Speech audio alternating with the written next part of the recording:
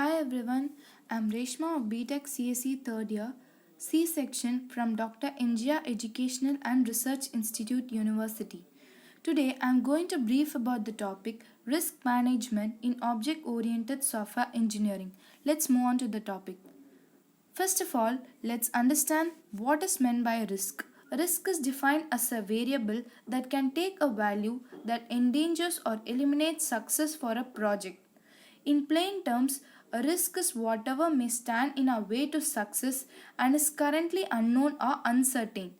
It can be stated as an expectation of loss or a potential problem that may or may not occur in future. The loss can be anything. It may be increase in production costs, development of poor quality software or lack of time. We can qualify risk further as direct risk or indirect risk. In direct risk, the project has a large degree of control. In indirect risk, the project has little or no control. Types of risk. There are two types of risk. The first type is, in this type, risk that can be avoided or worked around. The second type, risk that cannot be avoided. Risk management. What is risk management? Risk management can be defined as a methodology or mechanism carried throughout development process to identify, manage and control risk that happens during or before development process. It is an important part in project planning activities. It assesses and monitors risk and takes action when they arise.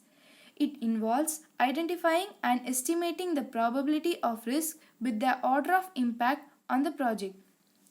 Risk can be categorized into project risk, product risk, and business risk. Project risk, risks that affect product schedule or resources. Product risk, risks that affect quality or performance of the software, failure of a purchased component to perform as expected. Business risk, risks that affect organization developing or procuring software. Risk management process. There are mainly four risk management processes involved in handling risk. They are risk identification, risk analysis, risk planning, and risk monitoring. Risk identification. Identify possible project, product, and business risks. It also involves preparation of risk list that is occurring continuously in previous software projects. There are various risk identification occurring in different areas. They are technology risk, people risk, organizational risk, tools risk, requirements risk, and estimation risk. Risk analysis. It assesses the likelihood and consequence of this risk. It identifies the problems causing risk in projects. It also identifies the probability of occurrence of problem.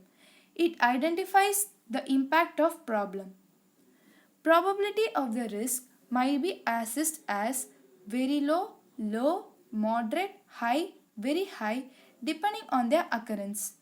Effects of risk might be assessed as catastrophic, serious, tolerable and insignificant.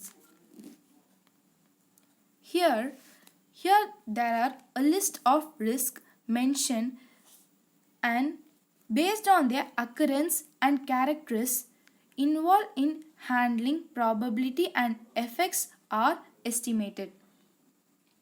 Risk planning makes plan to address the risk by avoiding it or minimizing its effects on project. So, the method to avoid risk is to reduce the scope of projects by removing non-essential requirements. Risk planning strategies involve three strategies.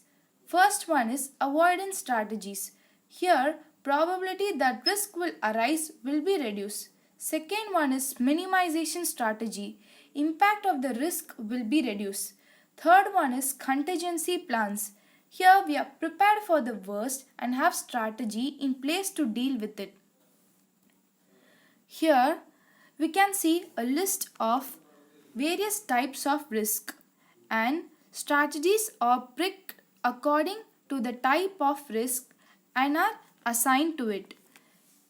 We can take it as an example. We can take it as a example, organizational financial problem.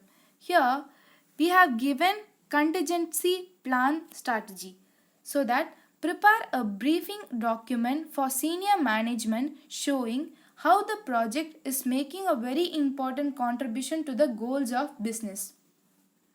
That's how strategies are assigned accordingly to the risk. Risk monitoring, checking that our assumptions about the product, process, and the business risk have not changed. Regularly assess each of the identified risks to decide whether or not that the risk is becoming more or less problem. It also ensures that risks have been reduced, new risks have been discovered, impact and magnitude of risk are measured. I hope all of you might have got some idea about risk and risk management. Hope you find it informative time. Thank you. Have a nice day.